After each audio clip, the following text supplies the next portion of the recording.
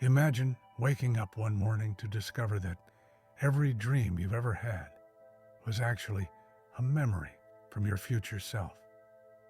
As you sit there, heart quietly racing, mind expanding with possibilities, you realize you're caught in an impossible loop. If these dreams are memories from your future, but your future is shaped by knowing these dreams, which came first?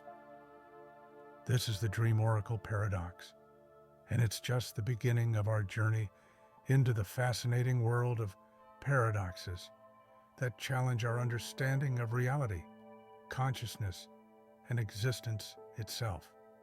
In the quiet hours of night, when your mind wanders between wakefulness and sleep, paradoxes become more than just philosophical puzzles. They become gateways to understanding the deeper mysteries of life. They invite us to explore the boundaries of logic, showing us that sometimes the most profound truths lie in embracing contradiction. Let's begin with the paradox of perfect memory. Imagine you're offered a choice. You can have a perfect memory, remembering every detail of every moment of your life with crystal clarity. Sounds wonderful, doesn't it? But here's where the paradox emerges.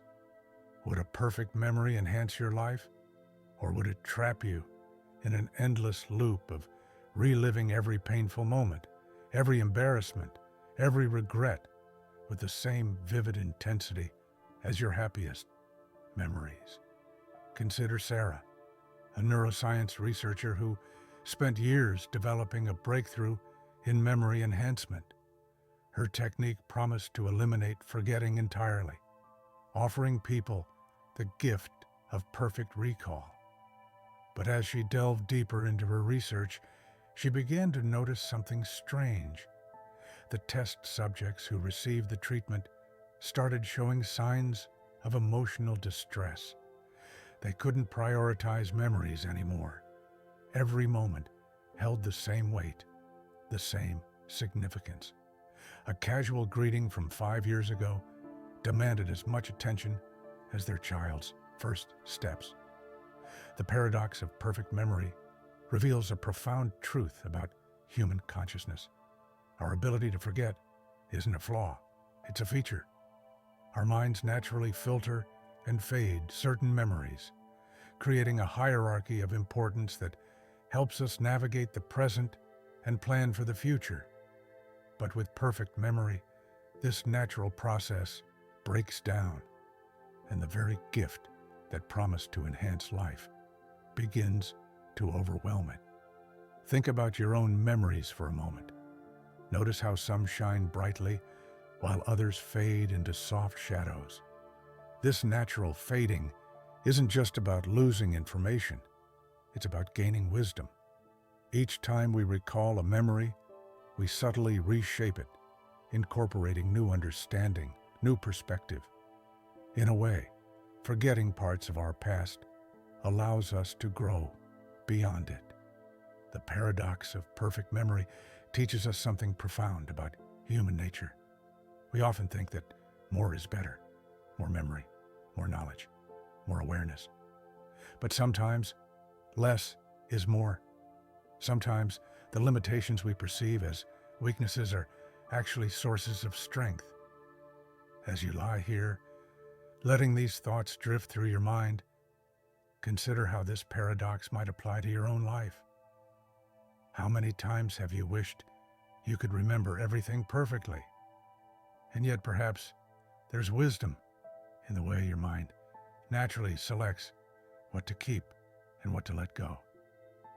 This is just the beginning of our exploration into the paradoxes that shape our existence. As we continue, we'll discover how these seeming contradictions don't just challenge our thinking. They offer us new ways to understand ourselves and find peace in the complexity of being human. Picture yourself in a soundproof room, one designed to be the quietest place on Earth.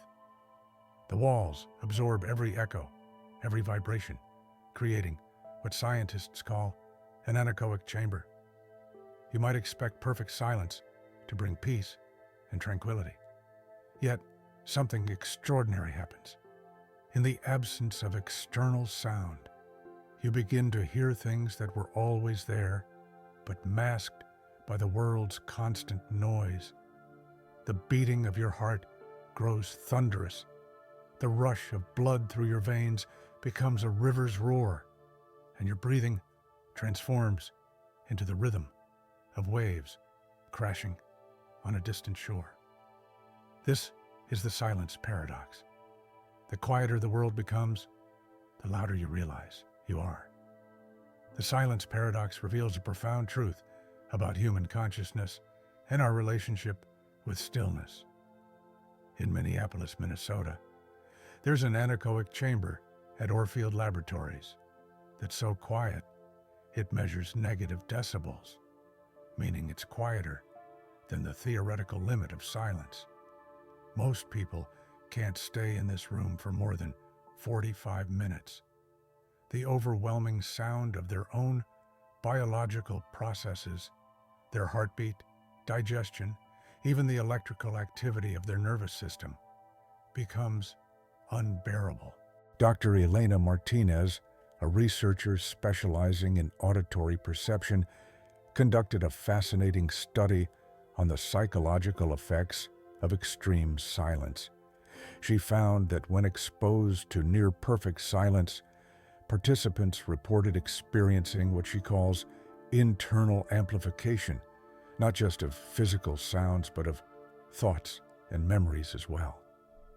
It's as if the mind, starved of external input, turns up its own volume, she explains. Memories become more vivid, thoughts more intense, and the boundary between self and silence begins to blur. Consider the experience of Marcus, one of Dr. Martinez's research subjects. A meditation enthusiast, he believed he would find ultimate peace in the anechoic chamber. Instead, he discovered that true silence wasn't empty at all. It was full of everything he carried within himself. It was like being confronted with my own existence in its purest form, he recalled. Every heartbeat felt like a drum. Every thought echoed like a shout. I realized that silence doesn't exist. It's just a canvas that reveals the constant symphony of being alive. This paradox extends beyond the physical realm into the nature of consciousness itself. In our modern world, we're constantly surrounded by noise, traffic, conversations, music, notifications. We often blame this noise for our inability to find peace, to think clearly, to connect with ourselves. We imagine that if we could just find perfect silence, we would finally find the tranquility we seek. Yet the silence paradox suggests something different. That perhaps what we're really seeking isn't silence at all, but a different kind of relationship with sound, with ourselves, with existence. Think about those moments just before sleep, when the world grows quiet. Have you noticed how thoughts seem to grow louder in the stillness? This isn't coincidence. It's the silence paradox at work. The quieter our environment becomes, the more we tune into our internal landscape. This can be both enlightening and challenging. Like Marcus in the anechoic chamber, we might find that the real noise isn't coming from the outside world at all. The implications of this paradox reach into every aspect of our lives. People often seek isolation or perfect quiet to solve their problems, to find clarity, to escape the chaos of life. But the silence paradox teaches us that running from noise might actually bring us face to face with the sounds we were trying to escape, the ones that come from within. Dr. Martinez's research also revealed something unexpected. Participants who learned to embrace the internal sounds rather than fighting against them reported profound experiences of peace. It's not about achieving perfect silence, she notes. It's about finding harmony with the inevitable sounds of existence, including our own. As you lie here, becoming aware of your own breath, your own heartbeat, consider how the silence paradox might be offering you a different perspective on peace. Perhaps true tranquility isn't found in the absence of sound, but in making peace with the symphony of being alive. Each breath, each heartbeat, each subtle sound of your existence isn't an interruption of silence. It's evidence of the miracle of consciousness, of being present in this moment. The silence paradox reminds us that sometimes what we think will bring peace, perfect quiet, complete isolation, might actually bring us face to face with the very things we need to embrace. In seeking silence, we discover the impossible truth that silence doesn't exist. And in accepting this paradox, we might find a deeper kind of peace, one that doesn't require the world to be silent, but simply asks us to listen with new ears to the ever-present music of being alive. Have you ever tried to hold on to a perfect moment? Perhaps it was a beautiful sunset, a child's laughter, or the feeling of accomplishment after achieving a long-sought goal. In your attempt to preserve it, you reach for your phone to take a picture, or you focus intently on memorizing every detail. But something strange happens. The very act of trying to capture the moment seems to pull you away from experiencing it fully. This is the memory keeper's paradox. The more desperately we try to hold on to our experiences, the more they seem to slip through our fingers like grains of sand. Consider the story of Rebecca Chen, a promising young photographer who spent her life documenting every significant moment. Her apartment walls were covered with perfectly composed photographs, her hard drives filled with thousands of carefully cataloged memories. She believed she was preserving her life in its purest form, creating a treasury of moments she could revisit whenever she wished. But one day, while reviewing her vast collection, she made a disturbing discovery. She had trouble remembering the actual experiences behind many of the photos. The images were crystal clear, but the feelings, the emotions, the lived experience had somehow faded. The memory keeper's paradox challenges our fundamental assumptions about how memory and experience interact. Dr. Thomas Wright, a cognitive psychologist specializing in autobiographical memory, explains it this way. When we focus too intensely on preserving a moment, we create a kind of split attention. Part of our mind becomes the archivist, stepping outside the experience to document it, while another part tries to remain present. This division often results in neither task being fully accomplished. Think about the last time you attended a concert or special event. Look around, and you'll likely see a sea of phones held high, recording every moment. Each person believes they're capturing something precious, but in their determination to record the experience, they're watching it through a tiny screen rather than taking in the full sensory experience, the vibrations of the music, the energy of the crowd, the feeling of being fully present in that unique moment in time. But the memory keeper's paradox goes deeper than just the distraction of documentation. It touches on something fundamental about the nature of experience and memory itself. Dr. Maya Patel, a neuroscientist studying memory formation, has discovered that our strongest and most vivid memories often come from moments of complete immersion, times when We weren't trying to remember at all, but were simply being. It's a fascinating contradiction, Dr. Patel explains. The memories we try hardest to preserve often become like pressed flowers, technically intact, but lacking the vitality of the original. Meanwhile, unexpected moments, the scent of rain that suddenly reminds you of your childhood, the familiar gesture of a stranger that brings back a forgotten friend.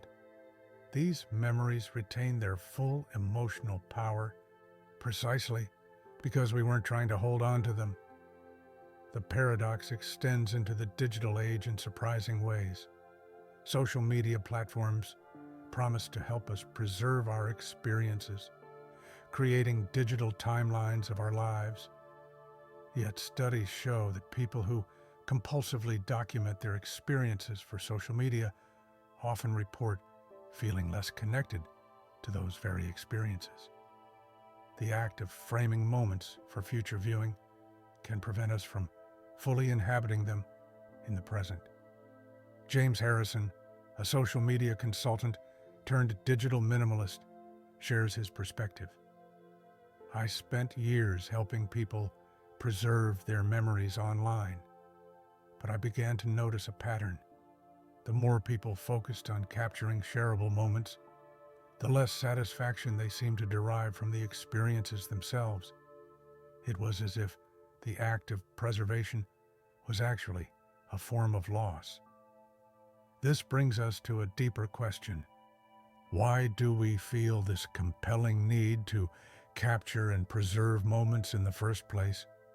Psychologists suggest it might stem from our awareness of time's passage, our fear of forgetting, our desire to hold on to the things that make us feel alive and connected. Yet the memory keeper's paradox suggests that this very desire might be interfering with our ability to truly experience and remember life's precious moments. Dr. Wright's research offers a potential solution. Instead of trying to capture every moment, we might be better served by developing our capacity for presence. The richest memories often come from times when we fully surrendered to the experience, trusting that what truly matters will naturally imprint itself on our consciousness. As you reflect on this paradox, consider your own relationship with memory and experience. How often do you find yourself stepping outside a moment to try to preserve it? What might change if you trusted your mind's natural ability to retain what's truly significant? Perhaps the memory keeper's paradox is inviting us to reconsider what it really means to remember, suggesting that the most vivid memories aren't captured, but lived, not preserved, but experienced. In the gentle drift towards sleep, let this paradox remind you that some things become most truly ours when we stop trying to possess them. The most precious moments might be those we simply allow ourselves to experience fully, trusting that what matters most will leave its own indelible mark on our hearts and minds. Have you ever had a dream so vivid, so real, that upon waking you questioned which reality was true? This brings us to the dreamer's paradox.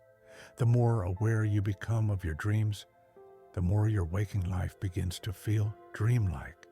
It's a phenomenon that challenges our basic understanding of consciousness and reality, raising questions that have puzzled philosophers, scientists, and dreamers throughout history.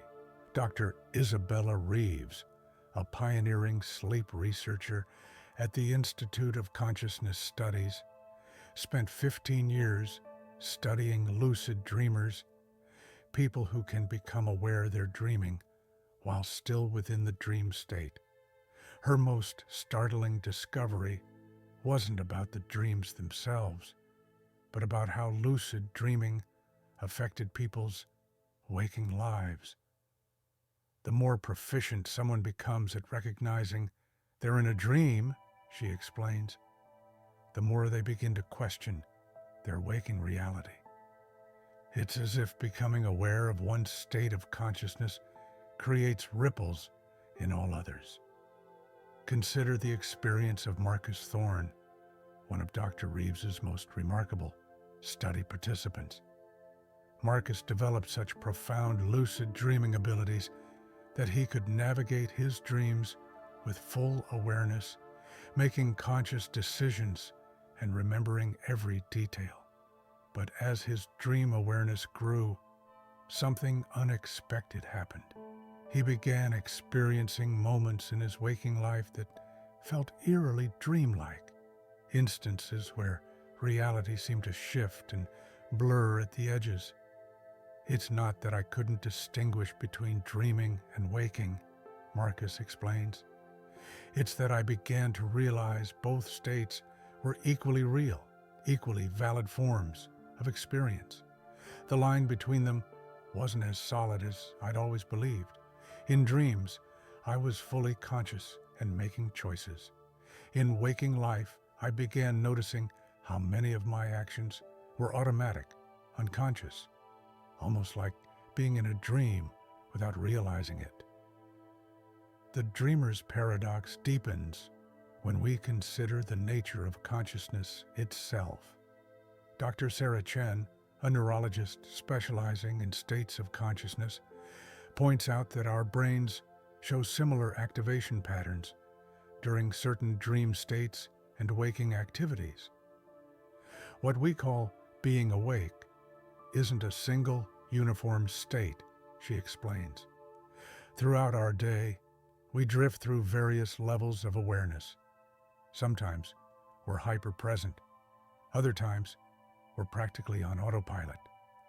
Dreams can actually feel more real than some of our waking moments. This leads to a fascinating question. If we can be fully conscious while dreaming and unconscious while awake, what does it really mean to be awake? The ancient Chinese philosopher Zhuangzi pondered this when he wrote about dreaming he was a butterfly. Upon waking, he wondered, was he a man who had dreamed of being a butterfly, or a butterfly now dreaming of being a man?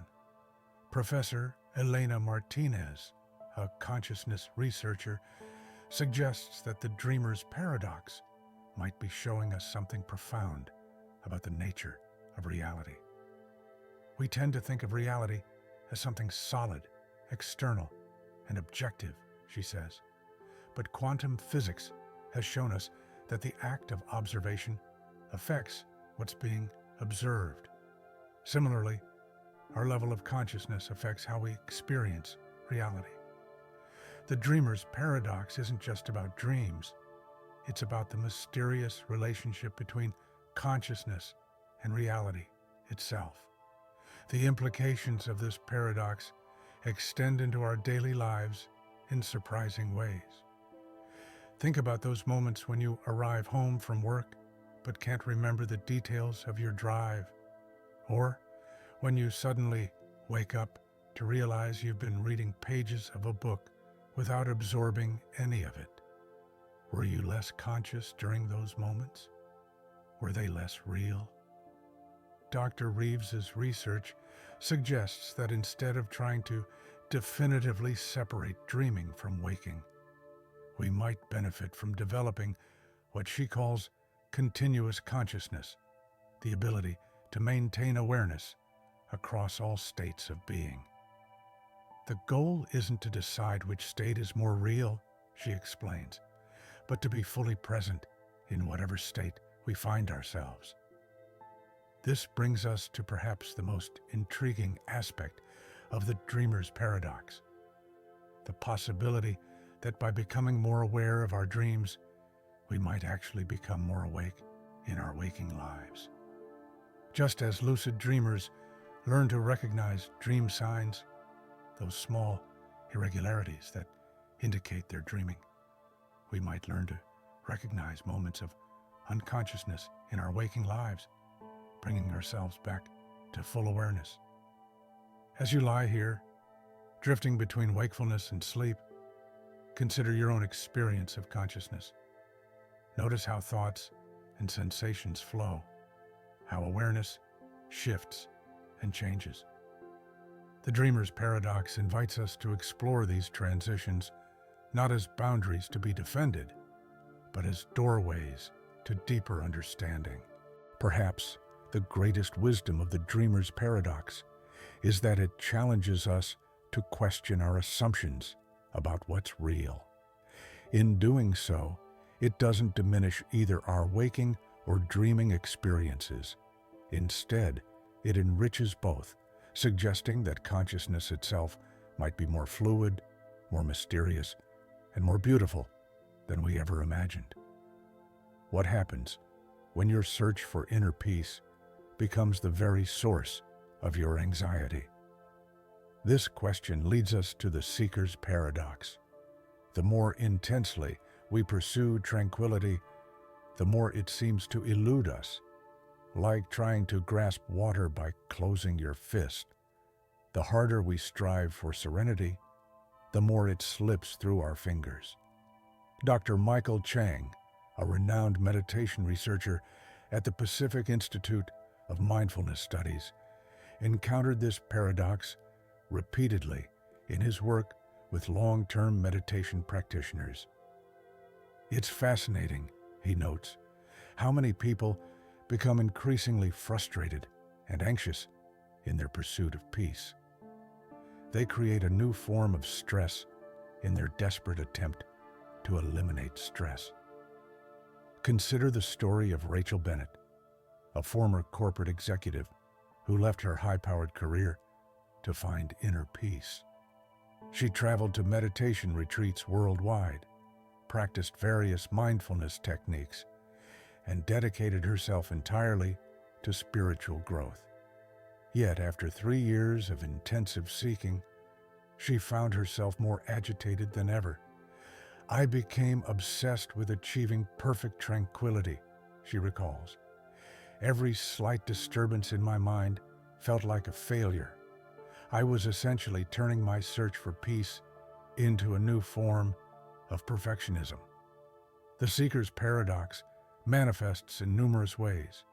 Some people compulsively check their meditation apps, turning mindfulness into another source of digital anxiety.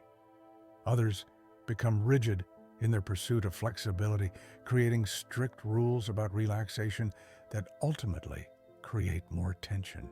Dr. Lisa Rodriguez, a psychologist specializing in anxiety disorders, calls this spiritual perfectionism, the tendency to turn spiritual practice into another arena for self-criticism and achievement-oriented thinking. "Many of my clients come to me feeling like failures in their meditation practice," Dr. Rodriguez explains. "They've internalized the idea that they should be able to empty their minds completely or maintain perfect equanimity at all times. This creates a cycle of striving and disappointment that actually moves them further from their goal of inner peace." The paradox becomes even more intriguing when we examine its neurological aspects. Dr. Sarah Mitchell, a neuroscientist studying meditation and brain activity, has discovered that the brain regions associated with self-criticism and performance monitoring often show increased activity in people who are intensely focused on achieving states of peace. It's as if the very machinery we use to pursue tranquility can become an obstacle to experiencing it, she explains. Consider the experience of David Chen, a mindfulness instructor who struggled with this paradox in his own practice. "I used to grade my meditation sessions," he admits. "I'd evaluate how quiet my mind was, how still I could remain, how close I was getting to enlightenment. Eventually, I realized I was turning inner peace into another achievement to unlock, another goal to reach. The breakthrough came when I finally understood that peace isn't something you achieve, it's something you allow. The seeker's paradox also reveals something profound about the nature of human consciousness and our relationship with effort. Dr. James Harrison, a consciousness researcher, suggests that our goal-oriented approach to peace might be fundamentally misguided. In most areas of life, effort leads to achievement, he explains. But consciousness doesn't work that way. The more you try to force your mind into tranquility, the more you actually reinforce the idea that you're not peaceful enough as you are. This brings us to a deeper question. If striving for peace creates tension, how do we find peace without seeking it? Dr. Chang's research suggests an alternative approach. Instead of trying to achieve peace, we might benefit from simply noticing the peace that's already present, even in the midst of chaos. It's about shifting from doing to being, from seeking to allowing. The implications of this paradox extend beyond meditation and spiritual practice. In our achievement-oriented culture, we often approach everything, even relaxation and self-care, as tasks to master. We create wellness goals, track our sleep quality, and quantify our mindfulness minutes. While these tools can be helpful, the seeker's paradox reminds us that some experiences can't be forced or measured. As you rest here, contemplating this paradox, notice any tension in your own pursuit of peace. Are you trying to relax? Are you evaluating how well you're drifting off to sleep? The seeker's paradox invites us to release the need for achievement, even in our quest for tranquility. Perhaps the most profound insight of the seeker's paradox is that peace isn't something we need to find. It's our natural state when we stop searching. Like the sky behind the clouds, tranquility is always present. We just need to stop trying so hard to reach it. Have you ever noticed how focusing intently on your breath seems to change its natural rhythm? Or how trying to observe your own process of falling asleep keeps you awake? This brings us to the observer's paradox. The act of observing something inherently changes what we're trying to observe. It's a phenomenon that challenges our understanding of awareness, consciousness, and the very nature of observation itself. Dr. Alexandra Foster, a cognitive scientist at the Institute for Consciousness Studies, has spent over a decade researching how self-observation affects mental processes. The moment we turn our attention to observe our own thoughts, emotions, or physical sensations, we inevitably alter them, she explains. It's like trying to watch yourself fall asleep. The very act of watching prevents the natural process from unfolding. Consider the experience of Marcus Jang, a research participant in Dr. Foster's studies on self-awareness. Marcus was asked to monitor his natural thought patterns throughout the day. The more I tried to observe my thoughts without interfering, he recalls, the more I realized it was impossible. The act of watching my thoughts created new thoughts about watching my thoughts. It was like trying to catch my own shadow. Every move I made to catch it changed its position. This paradox becomes particularly fascinating when we consider its implications for meditation and mindfulness practices.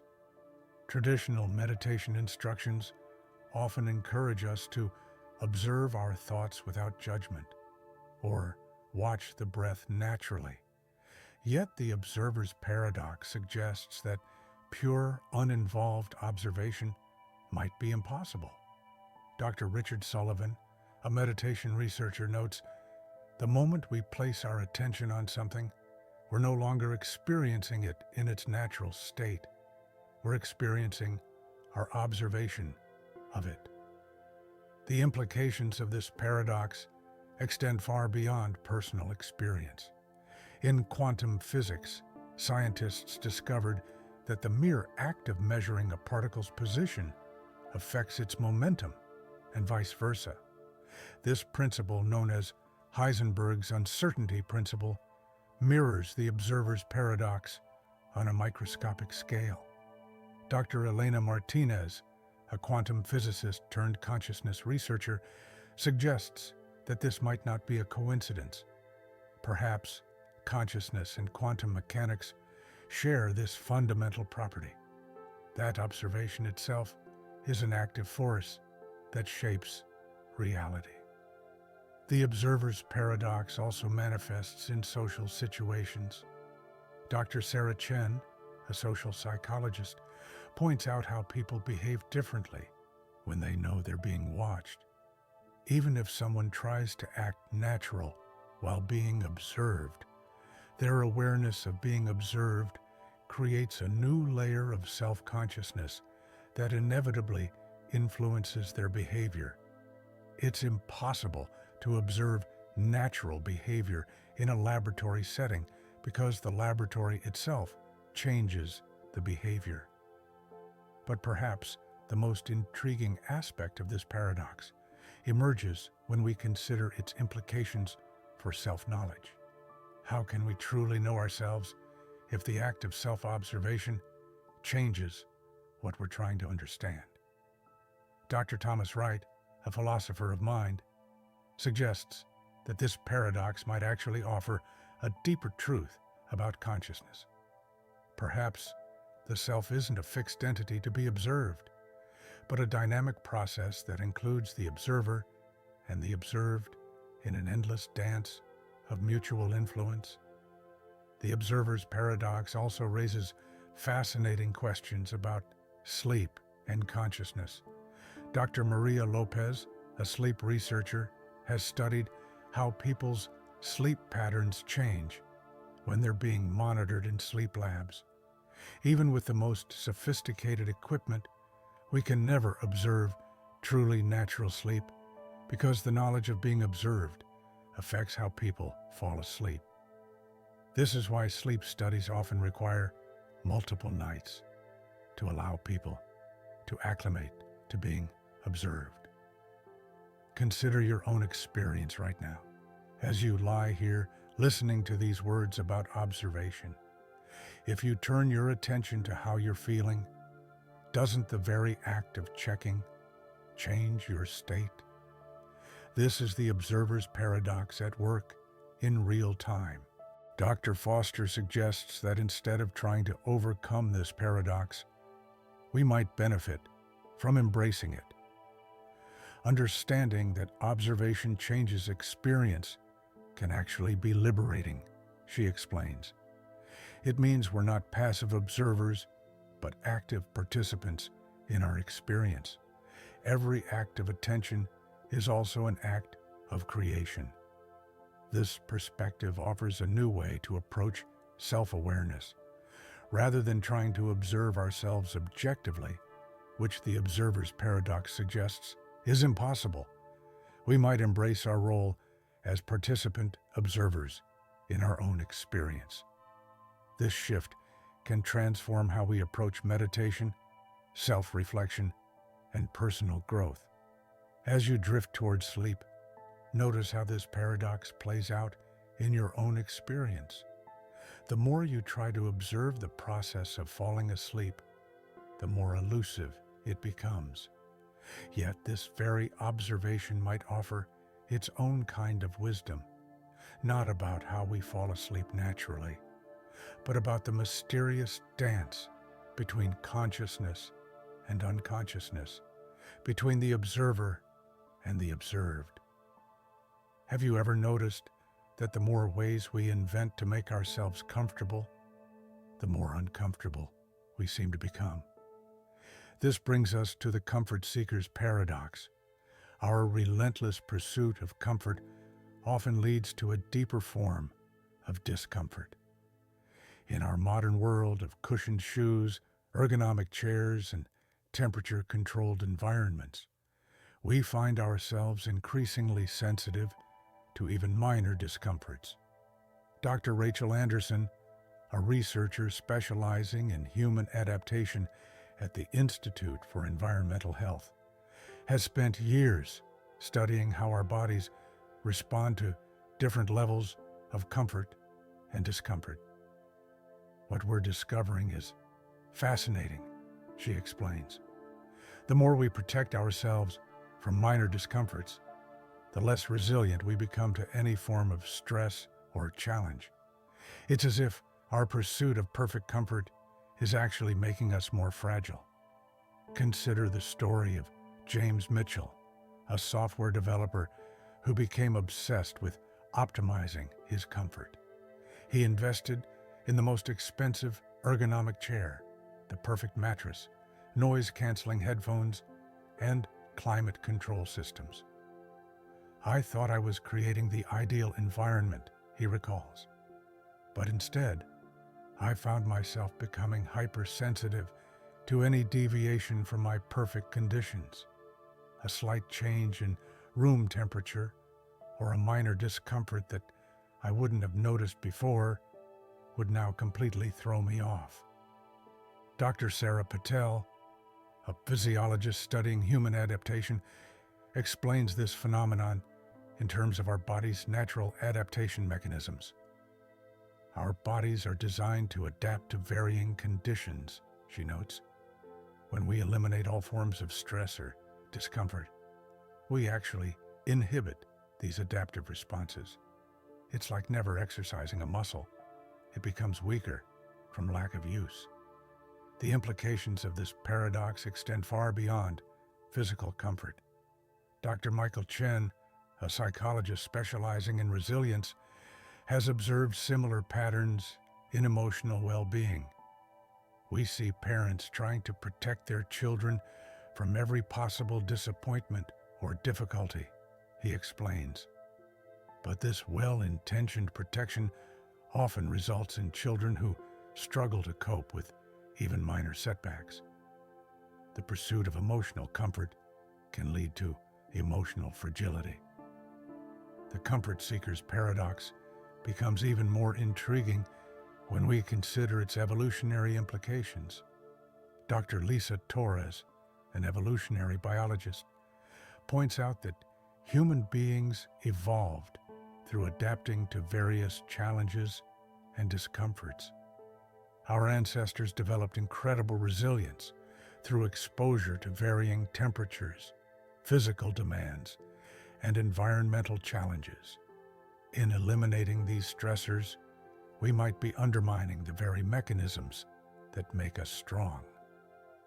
Consider the growing field of hormesis research, which studies how moderate stress can actually benefit organisms. Dr. David Wright, a leading researcher in this field, explains, small amounts of stress, whether it's exercise, temperature variation, or even fasting, can trigger beneficial adaptations in our bodies. By constantly seeking comfort, we might be missing out on these beneficial stressors. The paradox manifests in countless ways in modern life. We have memory foam mattresses, but struggle more than ever with sleep. We have climate-controlled environments, but are increasingly sensitive to temperature changes. We have devices to reduce physical effort, but face an epidemic of chronic pain and mobility issues. Dr. Elena Martinez, a sleep researcher, has observed this pattern in her studies of sleep quality. People invest in expensive mattresses and perfect sleep environments, she notes, yet often report worse sleep than those who sleep in less optimal conditions. It's as if the pursuit of perfect sleep conditions creates its own form of anxiety that interferes with natural sleep patterns. The psychological implications are equally profound. Dr. Thomas Baker, a neuroscientist studying stress responses, suggests that our intolerance for discomfort might be rewiring our brains. When we constantly avoid discomfort, we strengthen the neural pathways associated with threat detection and anxiety. Minor discomforts begin to feel increasingly threatening, creating a cycle of heightened sensitivity. But perhaps the most valuable insight from the comfort seeker's paradox is how it might guide us toward a more balanced approach to well-being. Dr. Anderson suggests that instead of seeking perfect comfort, we might benefit from what she calls conscious discomfort, intentionally exposing ourselves to manageable challenges that build resilience. As you rest here, notice your own relationship with comfort and discomfort. Are there ways in which your pursuit of comfort might be making you more sensitive to discomfort? The paradox invites us to consider that true comfort might not come from avoiding all discomfort, but from developing the resilience to handle whatever conditions we encounter. Have you ever noticed that the more intently you try to live in the present moment, the more elusive it becomes? This brings us to the present moment paradox. Our conscious efforts to experience the now often prevent us from truly being present. It's a contradiction that emerges when our desire to capture the present moment becomes another form of mental activity that pulls us away from genuine presence. Dr. Jonathan Fields, a neuroscientist specializing in temporal perception at the Center for Consciousness Studies, has spent years researching how our brains process the experience of now. What we've discovered is fascinating, he explains. The moment we try to grasp the present, we're already thinking about it, which means we're no longer in it. It's like trying to catch your own shadow. The very act of reaching for it moves it just beyond your grasp. Consider the experience of Emma Thompson, a mindfulness instructor who found herself caught in this paradox.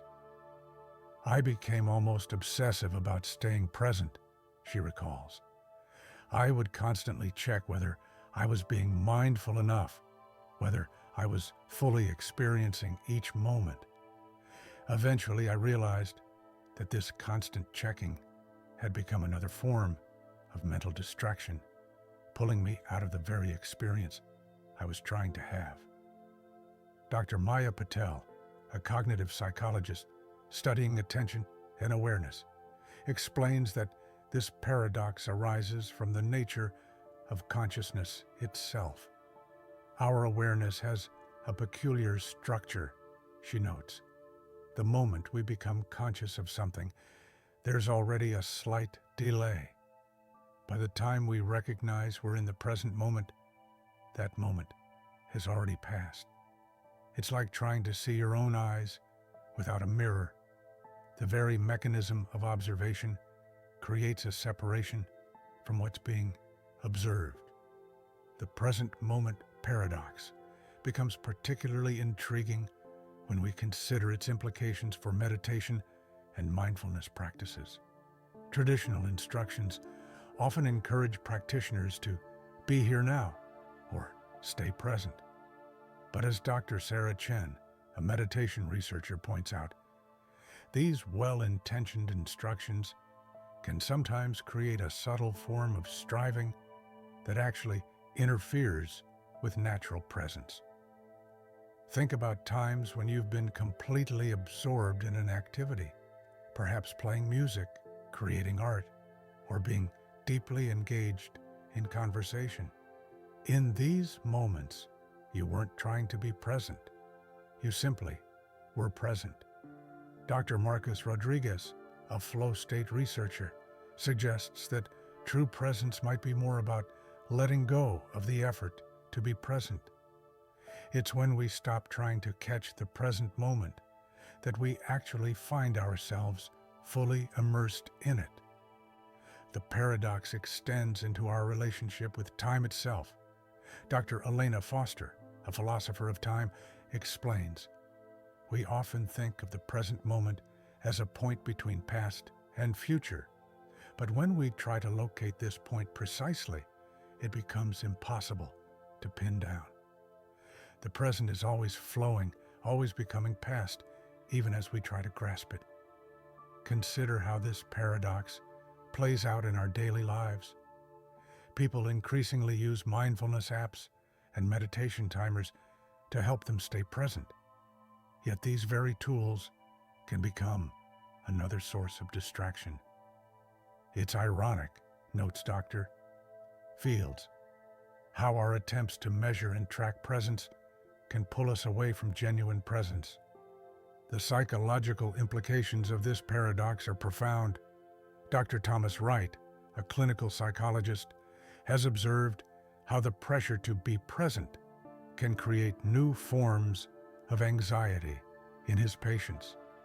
They come to therapy feeling guilty about not being present enough, which creates another layer of mental activity that further removes them from natural presence. But perhaps the most valuable insight from the present moment paradox comes from understanding its deeper message. Dr. Lisa Martinez, a consciousness researcher, suggests that the paradox might be pointing us toward a different way of relating to presence. Instead of trying to achieve or maintain presence, we might benefit from recognizing that presence is our natural state when we stop trying to make it happen. As you lie here, notice how this paradox might be operating in your own experience. Are you trying to be present right now? Notice how that very effort might be creating a subtle tension, a separation from the natural flow of experience. The present moment paradox invites us to consider that true presence might not be something we achieve through effort, but something we fall into when we stop trying to make it happen. This understanding has practical implications for how we approach mindfulness and meditation.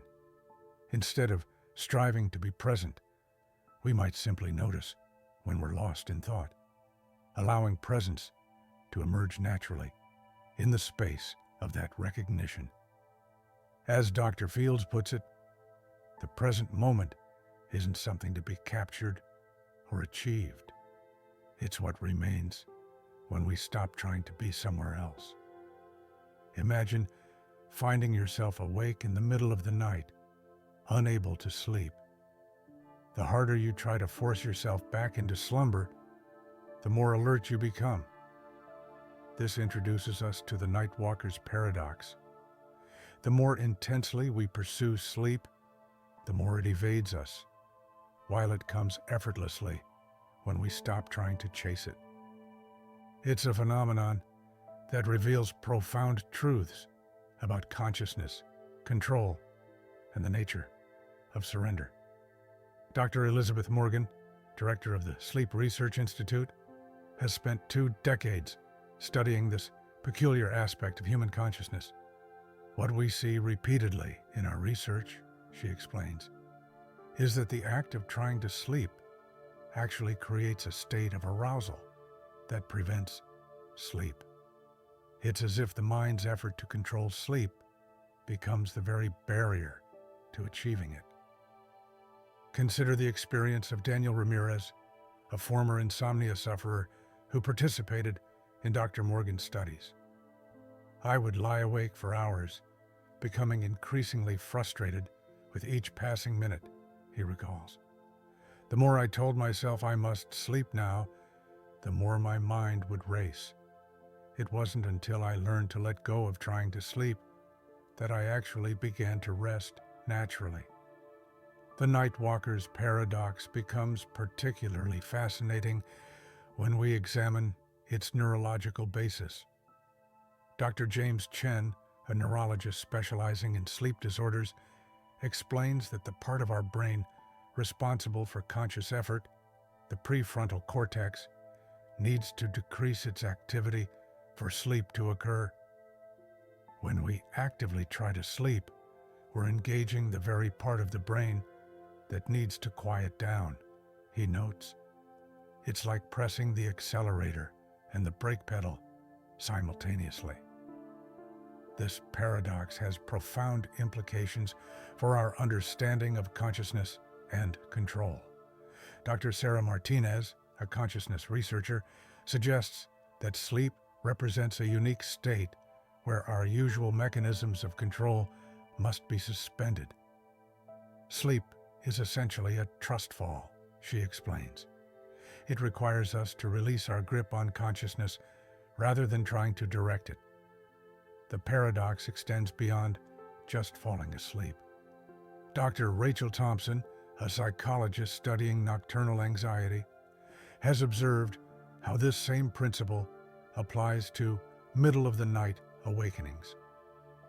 People often make the mistake of trying to fight their way back to sleep, she notes.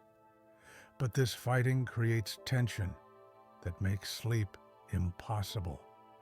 The solution often lies in accepting wakefulness rather than resisting it. Consider the traditional approaches to sleep in different cultures.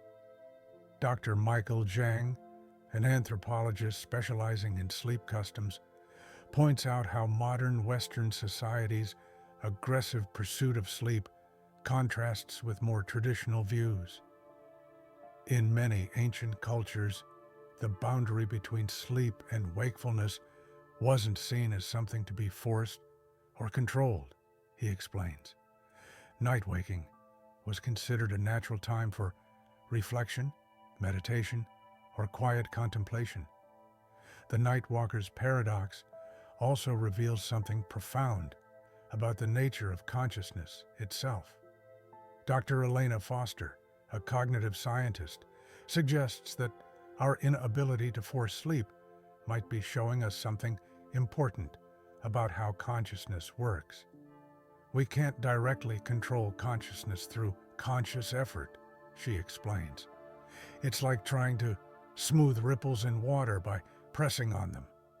Our very attempt to control creates more disturbance. This understanding has led to revolutionary approaches in treating sleep disorders. Dr. Morgan's clinic now focuses on what she calls sleep permission rather than sleep hygiene.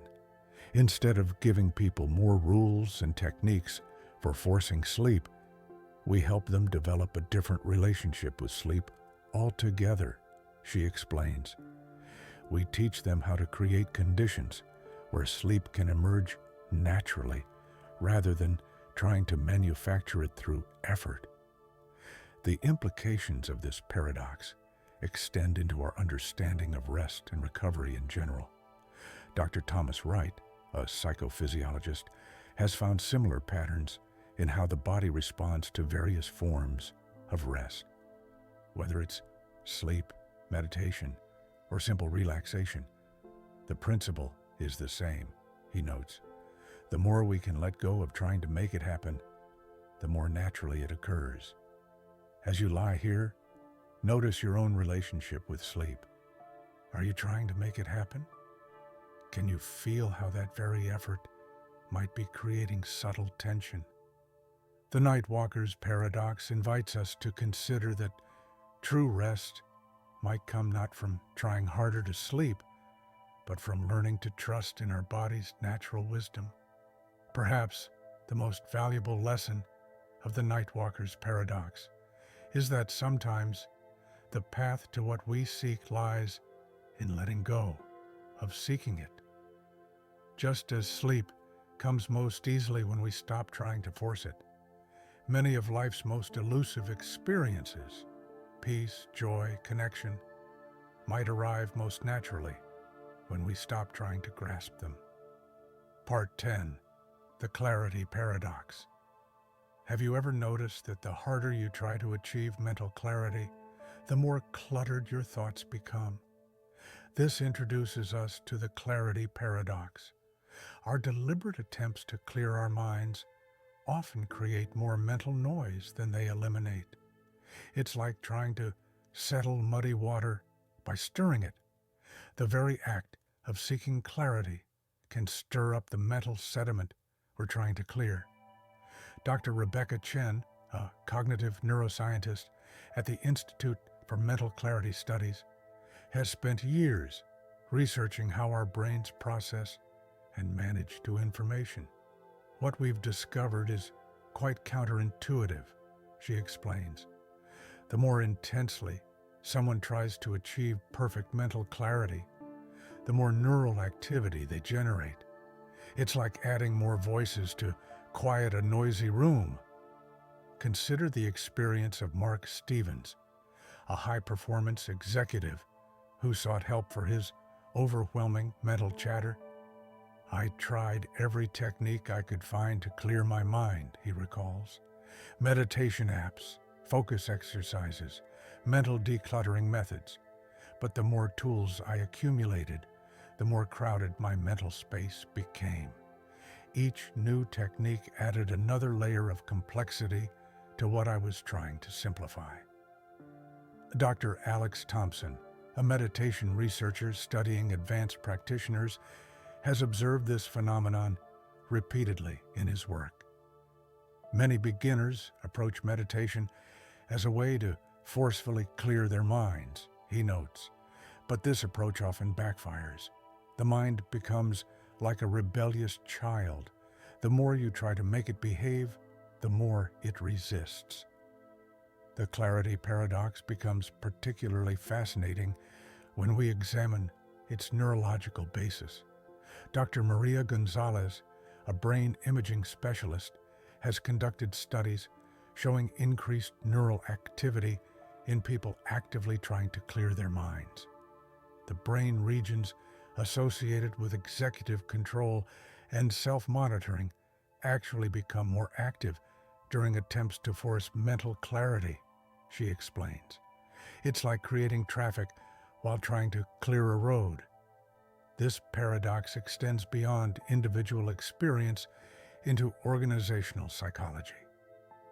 Dr. James Wilson, a workplace efficiency expert, has observed how companies' attempts to streamline thinking processes often lead to more complicated systems. Organizations implement clarity protocols, mindfulness programs, and focus techniques, he notes, but sometimes these very solutions become part of the mental clutter they're trying to eliminate. The implications of this paradox are particularly relevant in our modern age of information overload. Dr. Sarah Parker, a digital wellness researcher, points out how apps designed to help us achieve mental clarity often contribute to our cognitive burden. People download meditation apps, mind mapping tools, and focus timers, she explains. But managing all these clarity-seeking tools becomes its own form of mental clutter. Consider the traditional Zen approach to mental clarity. Dr. Michael Chang, an expert in Eastern psychology, explains that many ancient wisdom traditions understood this paradox intuitively. In Zen, clarity isn't something you achieve through effort, he notes. It's what remains when you stop adding things to your mind, including techniques for achieving clarity. The psychological implications of this paradox are profound. Dr. Elena Foster, a clinical psychologist, has observed how the pursuit of mental clarity can become a form of perfectionism. Patients often develop anxiety about their inability to achieve perfect mental clarity, she explains. The very idea that they should have a perfectly clear mind becomes another source of mental noise. But perhaps the most valuable insight from the clarity paradox comes from understanding its deeper message. Dr. Thomas Wright, a consciousness researcher, suggests that true mental clarity might be more about acceptance than achievement. Instead of trying to eliminate mental noise, he explains, we might benefit from developing a different relationship with it. The paradox also reveals something important about the nature of mind itself. Dr. Lisa Martinez, a cognitive scientist, points out that some level of mental activity is natural and necessary. The mind's job is to think, she notes. Expecting it to be completely clear is like expecting your heart to stop beating. The key isn't to eliminate thought, but to find peace amidst thinking.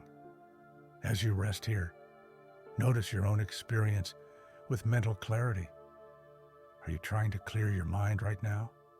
Can you feel how that very effort might be creating its own form of mental activity?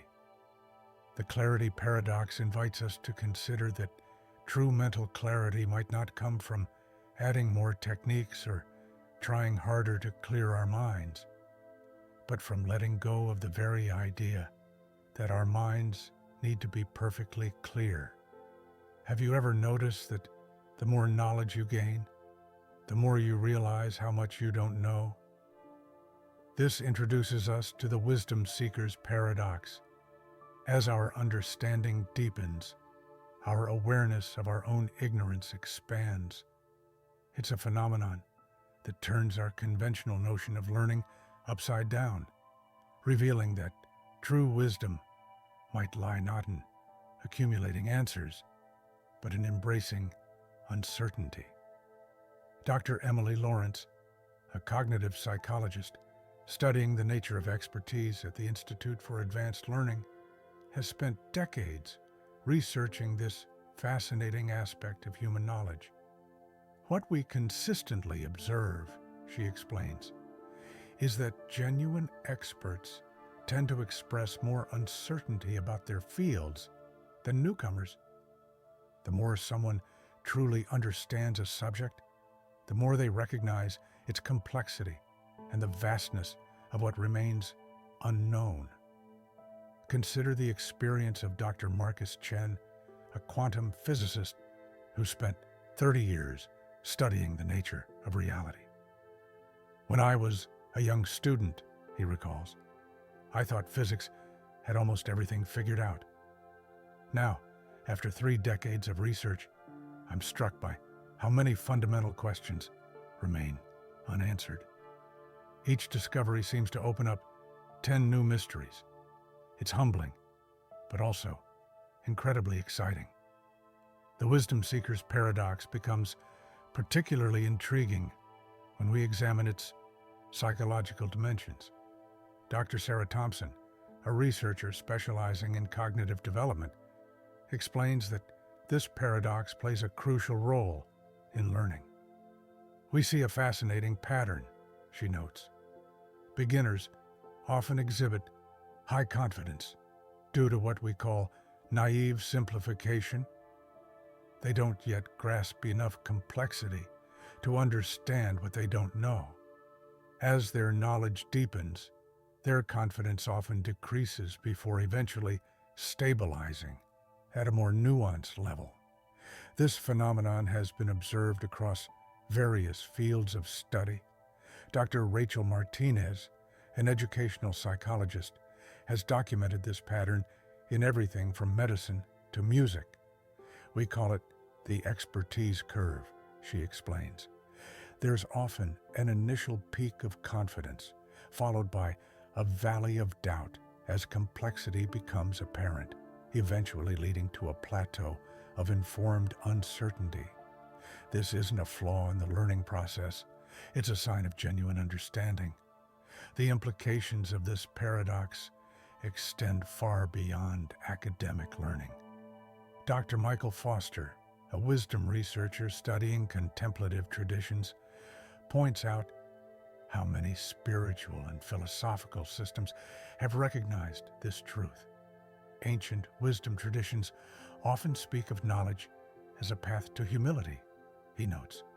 The more you truly understand, the more you realize how vast the unknown really is. Consider how this paradox manifests in practical fields. Dr. Lisa Wong, a medical researcher, has studied how this phenomenon affects physician development. Young doctors often start with what we call textbook confidence, she explains. But as they gain experience, they develop a more nuanced understanding of medicine's complexities. The best doctors are often those who maintain a healthy awareness of uncertainty while still acting decisively when needed. The neurological basis of this paradox is equally fascinating. Dr. James Barrett, a neuroscientist studying learning and memory, has observed how increased knowledge actually creates more neural connections related to uncertainty. As we learn more, he explains, our brains develop more sophisticated networks for recognizing complexity and ambiguity.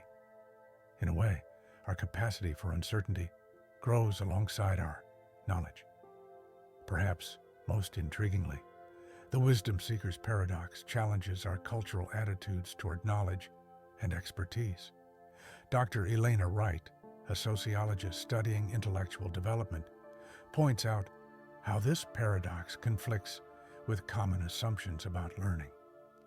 We often think of education as a process of gaining certainty, she notes, but true expertise often involves becoming more comfortable with uncertainty, not less.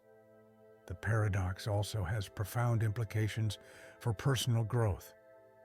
Dr. Thomas Chang, a developmental psychologist, suggests that embracing this paradox might be key to genuine wisdom. When we accept that increased knowledge often leads to increased awareness of our ignorance, he explains, we can approach learning with more humility and curiosity. As you reflect on this paradox, consider your own journey of learning and understanding. Have you noticed how deeper knowledge in any area tends to reveal more questions than answers? The wisdom seeker's paradox invites us to embrace this expanding uncertainty as a sign of growing wisdom, not a failure of understanding. This perspective offers a different way to approach learning and growth. Instead of seeking absolute certainty, we might cultivate what Dr. Lawrence calls informed not knowing, a state where expertise and uncertainty coexist comfortably. This balanced approach allows us to act on what we know while remaining open to what we don't. Have you ever noticed that the more consciously you try to be yourself, the more artificial you feel? This introduces us to the authenticity paradox. Our deliberate attempts to be authentic often lead to feelings of inauthenticity. It's as if the very act of trying to be genuine creates a form of performance that feels inherently fake. Dr. Rebecca Morgan, a psychologist specializing in identity and self-expression at the Center for Authenticity Studies, has spent years researching this fascinating contradiction. What we've found is remarkable, she explains. The moment people begin consciously monitoring their authenticity, they often report feeling less authentic. It's like watching yourself walk. The natural flow becomes awkward the moment you pay attention to it. Consider the experience of David Chen, a public speaker who struggled with authenticity on stage. I kept getting feedback that I needed to be more authentic, he recalls. So I studied authentic speaking techniques, practiced authentic gestures, tried to show my true self. But the more I tried to be authentic, the more rehearsed and artificial everything felt. It wasn't until I stopped trying to be authentic that people started commenting on how genuine I seemed. Dr. Sarah Palmer, a researcher studying self-presentation in social media, has observed this paradox playing out on a massive scale.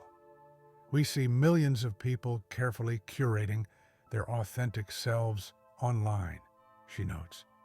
They post unfiltered photos that are actually carefully selected, share random thoughts that are meticulously crafted, and create spontaneous moments that are thoroughly planned. The pursuit of perceived authenticity has become its own form of performance. The neurological basis of this paradox is particularly fascinating. Dr. Michael Torres, a neuroscientist studying self-awareness, explains that different brain regions activate when we're being naturally spontaneous versus when we're monitoring our authenticity. When we're consciously trying to be authentic, we activate regions associated with self-reflection and social judgment, he notes. These are the same regions that activate when we're actually performing or pretending. The implications of this paradox extend deep into our understanding of identity itself. Dr. Elena Foster, a philosopher studying consciousness and selfhood, suggests that our very concept of authenticity might be flawed. We tend to think of the authentic self as something fixed and definite that we can access and display, she explains. But what if authenticity is more like a river than a rock, constantly flowing, changing, impossible to grasp or perform? Consider how this paradox manifests in relationships. Dr. James Wilson, a couples therapist, has observed how the pressure to be authentic can actually create barriers to genuine connection. When partners feel they must constantly express their authentic selves, he notes, they often become more self-conscious and less naturally responsive. True intimacy often emerges when people stop trying so hard to be real. The authenticity paradox becomes even more intriguing when we consider its cultural dimensions. Dr. Lisa Chang, a cultural anthropologist, points out how our modern obsession with authenticity might be creating new forms of inauthenticity. In many traditional cultures, authenticity isn't something to achieve or perform, she explains. It's simply what remains when you stop trying to be something you're not. The psychological implications are profound. Dr. Thomas Wright, a clinical psychologist, has observed how the pursuit of authenticity can become a source of anxiety and self-doubt. Patients often come to therapy feeling like imposters because they can't access or display what they think of as their authentic self, he notes.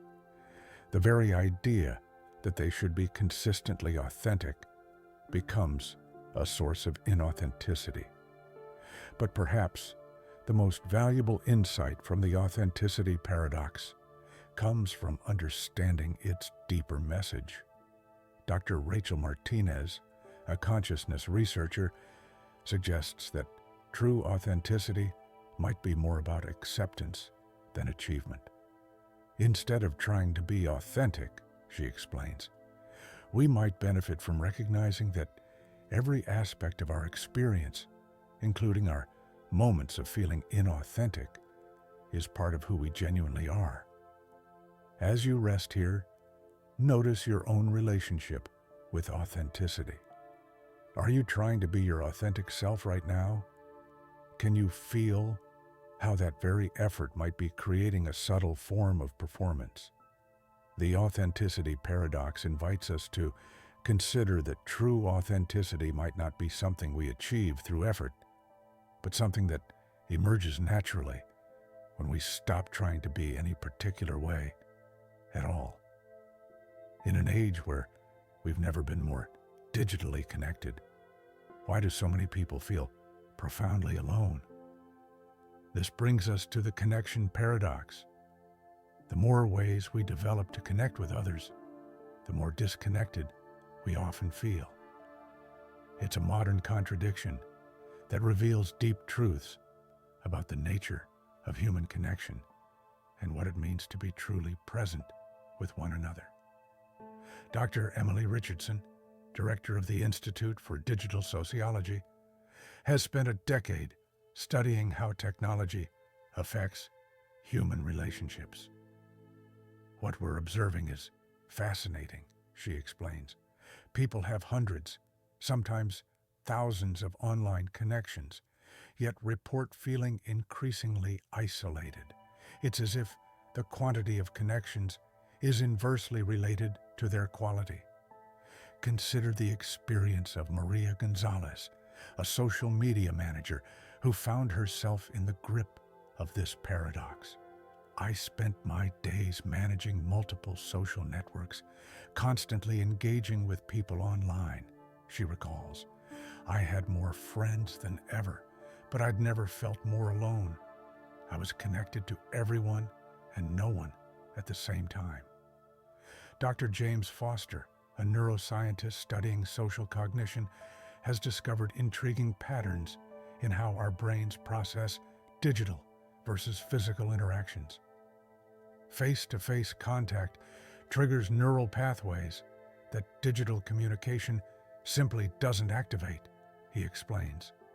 Even with video calls, we miss subtle cues that our brains have evolved to process over millions of years of human interaction. The implications of this paradox extend far beyond individual experience.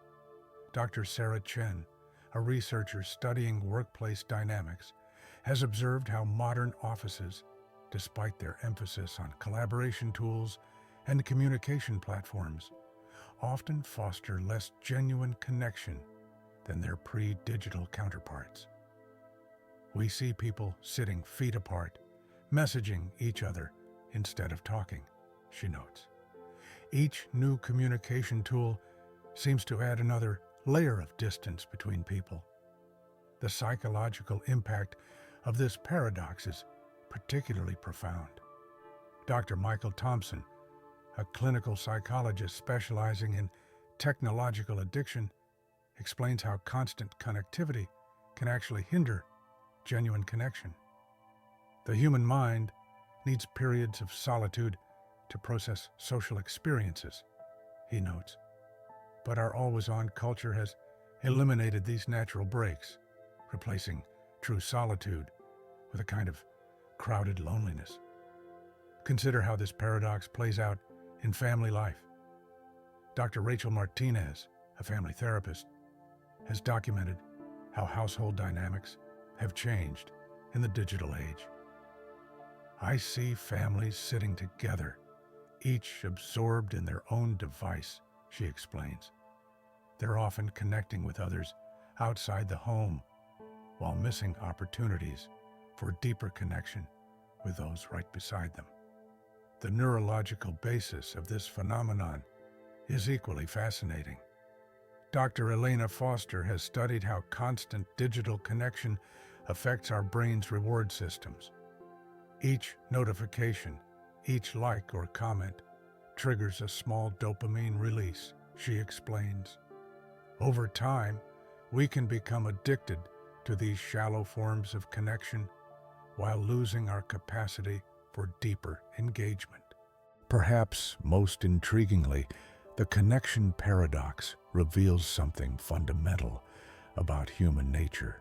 Dr. Thomas Wright, an evolutionary psychologist, suggests that our brains haven't evolved to handle the volume of shallow connections that modern technology enables. We're wired for meaningful interaction with a relatively small group of people, he explains. When we exceed these natural limits, the quality of all our connections tends to suffer. The paradox also has implications for how we think about social development. Dr. Lisa Chang, studying adolescent psychology, has observed how younger generations are struggling with basic social skills despite being hyper-connected. They're expert at managing online personas, she notes, but often find face-to-face interactions increasingly challenging and anxiety-provoking. But the connection paradox isn't just about technology's impact on relationships. It points to deeper questions about what genuine connection means. Dr. Alexandra Parker, a social philosopher, suggests that true connection might require something that technology can't provide. shared presence. Real connection happens in the spaces between words, she explains, in the silent understanding that can only come from being fully present with another person. As you reflect on this paradox, consider your own experience of connection in the digital age. How many of your daily interactions feel genuinely nourishing? The connection paradox invites us to examine the quality of our connections and consider whether more might sometimes be less when it comes to meaningful relationships. Have you ever noticed that the moments when your mind seems most lost and wandering are often when you stumble upon your most profound insights? This introduces us to the mindful wanderer's paradox. Sometimes our deepest clarity emerges not from focused concentration, but from allowing our minds to roam freely.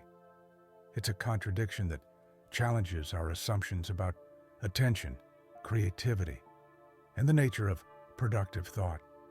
Dr. Alexandra Bennett, lead researcher at the Institute for Cognitive Exploration, has spent 15 years studying the relationship between mind wandering and insight. What we've discovered is remarkable, she explains. The brain's default mode network, active when our minds are wandering, plays a crucial role in creativity, problem solving, and self-understanding.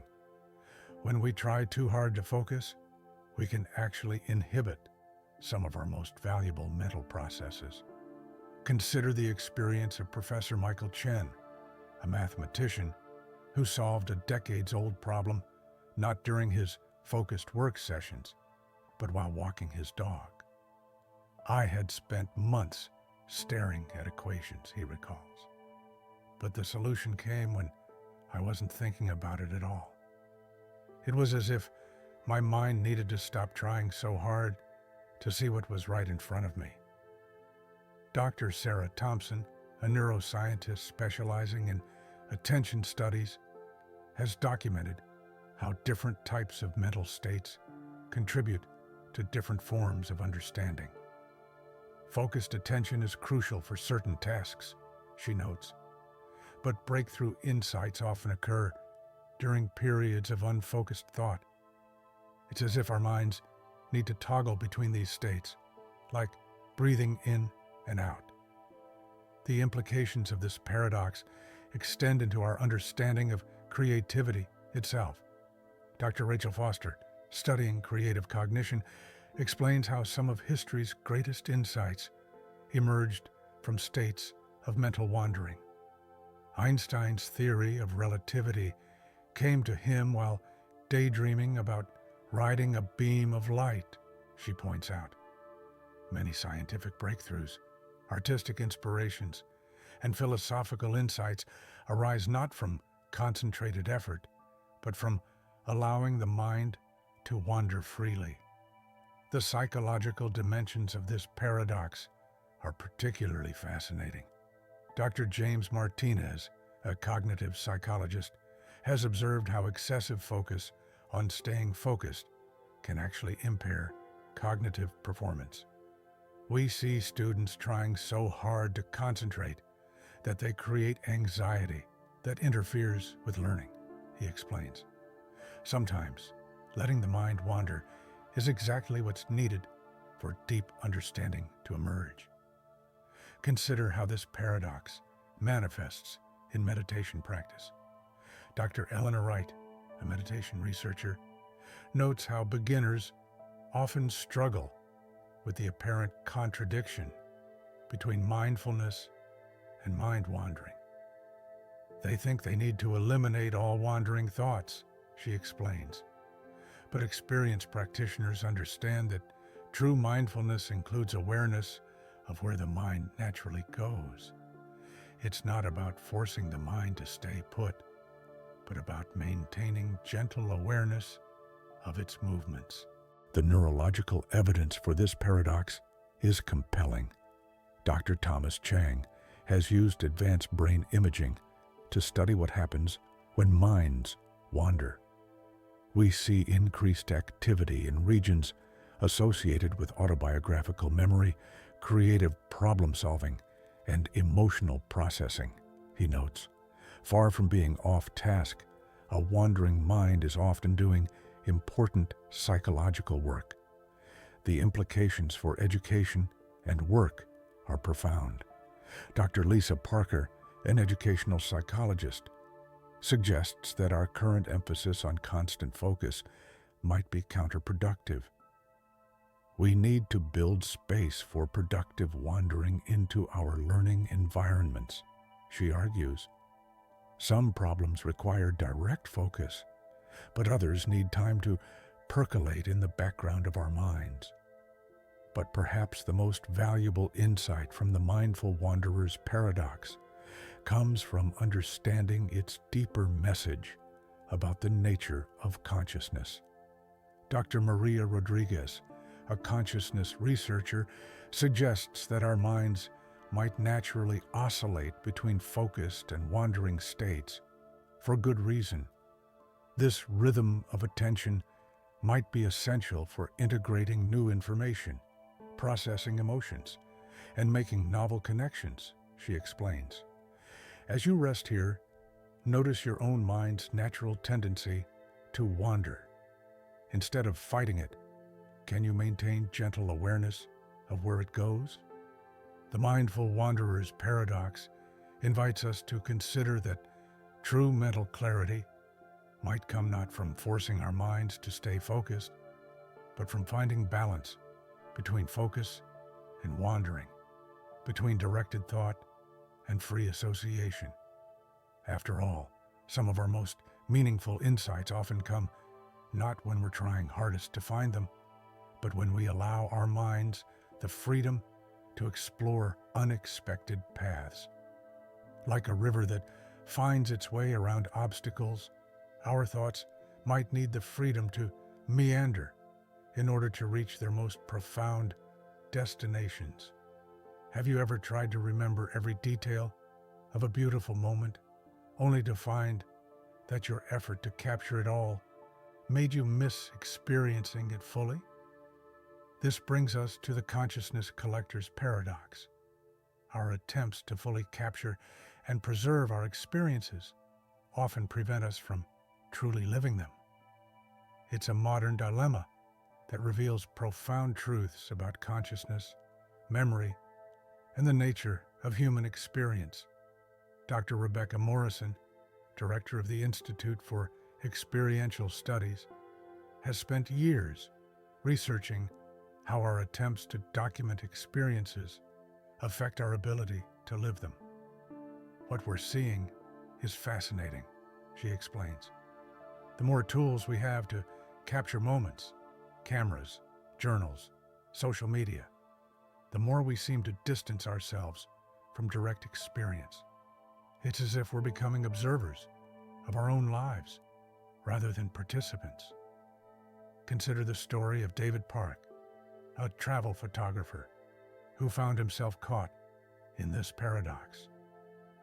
I was at the Grand Canyon at sunrise, he recalls, but instead of taking in the majesty of the moment, I spent the entire time trying to get the perfect shot. Later, I realized I had hundreds of photos, but barely any actual memory of being there. I had captured everything except the experience itself. Dr. Michael Chen, a neuroscientist studying memory formation, has discovered intriguing patterns in how documentation affects experience. When we focus on recording a moment, he explains, we activate different neural pathways than when we're simply experiencing it. The brain processes these differently. Documented memories often lack the emotional depth of directly experienced ones.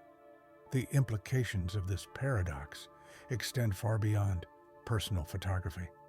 Dr. Sarah Thompson, studying modern concert behavior, notes how the compulsion to record has transformed live experiences. At concerts now, you see a sea of phones instead of faces, she observes. People are so focused on capturing the perfect video that they miss the immediate, visceral experience of the music. The irony is that these recordings rarely capture what made the moment special in the first place. The psychological impact is particularly profound. Dr. Elena Foster, a cognitive psychologist, has documented how the pressure to capture experiences can create anxiety that interferes with enjoyment. People become so concerned with documenting their happiness that they forget to actually be happy, she notes. It's a form of experiential FOMO, fear of missing out on preserving the very experience you're missing by trying to preserve it. Consider how this paradox manifests in modern parenting. Dr. Lisa Rodriguez studies how documentation affects parent-child interactions. Parents are so focused on capturing every milestone that they sometimes miss the actual moment of connection, she explains. The camera becomes a barrier between parent and child, turning intimate moments into performances. The neurological basis of this phenomenon is fascinating. Dr. James Wright has studied how the brain processes experiences differently when we're focused on documentation versus direct experience. When we're trying to capture a moment, we activate regions associated with future planning and evaluation, he explains. This actually inhibits the regions responsible for present moment experience and emotional processing. But perhaps the most valuable insight from the consciousness collector's paradox comes from understanding its deeper implications for how we live. Dr. Thomas Chang, a philosopher of mind, suggests that our obsession with capturing experience might reflect a fundamental misunderstanding of consciousness itself. We treat consciousness like a commodity that can be stored and retrieved, he notes. But consciousness is more like a river. It exists only in its flowing, not in our attempts to freeze individual moments. This paradox also reveals something profound about memory and meaning. Dr. Rachel Martinez, studying autobiographical memory, has found that our most cherished memories often come from moments when we weren't trying to remember anything at all. The moments that truly stay with us are usually the ones where we were fully present, she explains. It's as if genuine experience leaves its own imprint without any conscious effort to preserve it. As you reflect on this paradox, consider your own relationship with experiencing and documenting life. How often do you find yourself stepping outside a moment to try to capture it? The consciousness collector's paradox invites us to consider that true memories might be created not through deliberate documentation, but through full presence in our experiences. Perhaps the most profound lesson is that life isn't something to be collected and stored, but something to be lived fully in each moment. Like trying to catch water in a net, our attempts to capture consciousness might be causing the very thing we're trying to preserve to slip through our fingers. Have you ever noticed that the more desperately you chase after peace of mind, the more it seems to elude you? This introduces us to the serenity seeker's paradox. Our intense pursuit of tranquility often becomes the very source of our agitation. It's a contradiction that reveals profound truths about the nature of peace, happiness, and human consciousness. Dr. Amanda Chen, director of the Center for Contemplative Research, has spent decades studying how people's efforts to find peace often create new forms of stress. What we've observed is remarkable, she explains. People invest enormous energy in pursuing serenity, through meditation apps, wellness retreats, relaxation techniques, but this very pursuit often generates its own form of anxiety. They become stressed about not being stressed enough. Consider the experience of Michael Foster, a former executive who left his high-pressure career to find inner peace. I threw myself into the pursuit of tranquility with the same intensity I'd once devoted to business, he recalls. I had meditation timers, mindfulness trackers, and relaxation schedules. Eventually, I realized I'd turned serenity into another form of achievement, complete with goals, metrics, and deadlines. The peace I was seeking kept slipping through my fingers.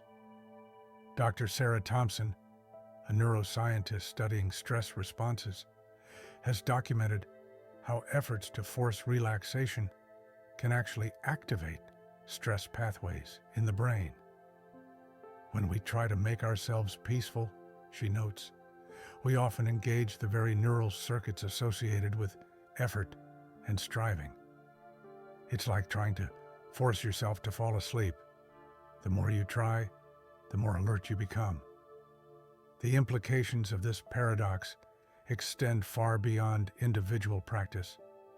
Dr. Elena Martinez, studying wellness culture, has observed how the modern mindfulness industry often perpetuates this contradiction. We've created a marketplace of peace, she explains, but the commercialization of tranquility often feeds the very anxiety it claims to address. People feel inadequate if they're not achieving the right level of serenity. The psychological dimensions are particularly fascinating. Dr. James Wright, a clinical psychologist, has documented how the pursuit of serenity can become a form of avoidance. Many people use the quest for peace as a way to escape from uncomfortable emotions, he notes. But true serenity isn't about avoiding disturbance. It's about finding peace within the full range of human experience. Consider how this paradox manifests in relationships. Dr. Rachel Foster, a couples therapist, has observed how the pressure to maintain constant peace can actually create tension. When couples feel they should never experience conflict, she explains, they often suppress important emotions, leading to deeper disconnection. Sometimes, the pursuit of perfect harmony creates more discord than it resolves. The neurological evidence is compelling.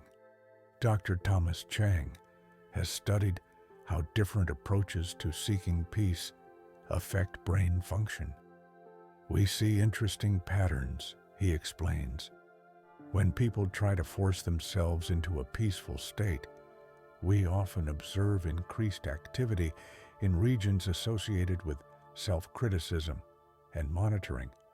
It's only when they let go of trying to be peaceful that we see the neural signatures of genuine tranquility.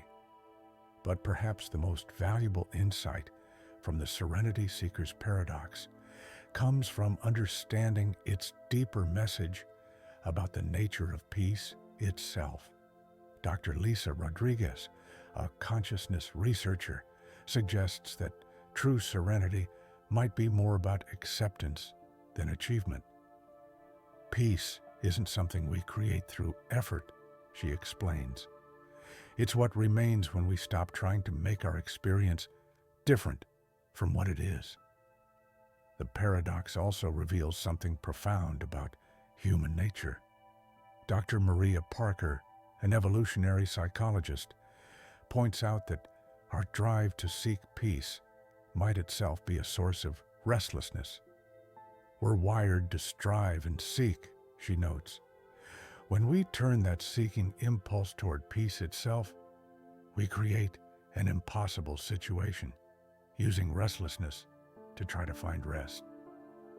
As you lie here, notice your own relationship with seeking peace. Are you trying to make yourself more serene right now? Can you feel how that very effort might be creating subtle tension?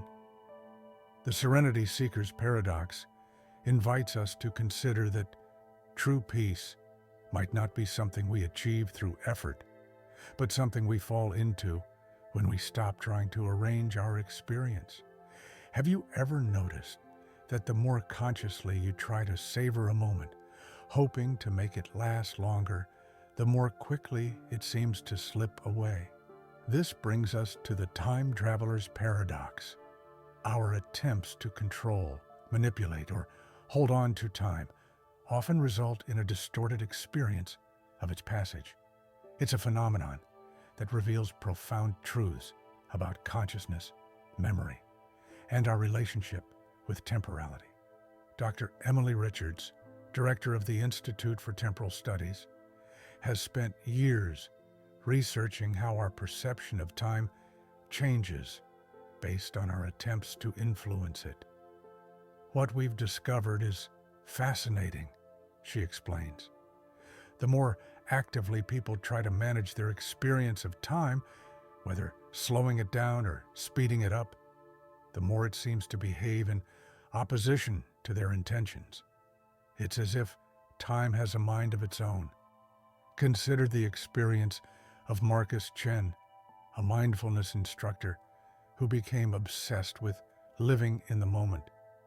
I was constantly trying to expand each second, to fully inhabit each instant, he recalls.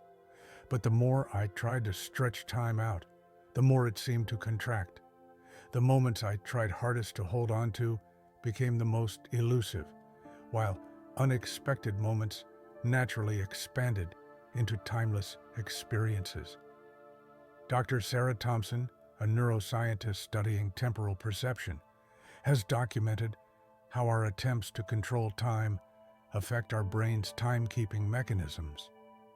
When we consciously try to manipulate our experience of time, she notes, we activate neural networks that actually interfere with our natural temporal processing.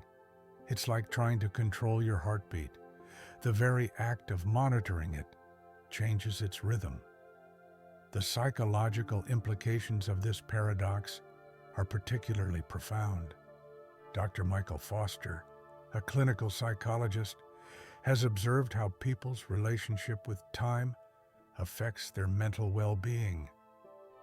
Many of my patients struggle with time anxiety, he explains.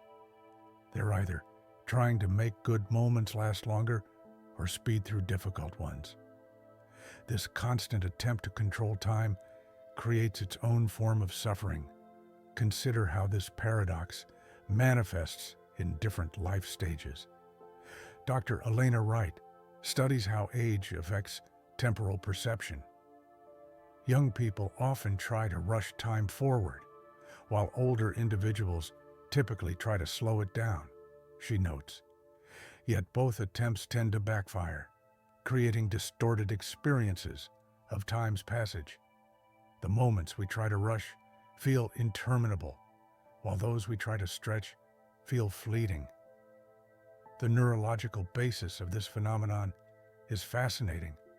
Dr. James Martinez has studied how different mental states affect our perception of time's passage.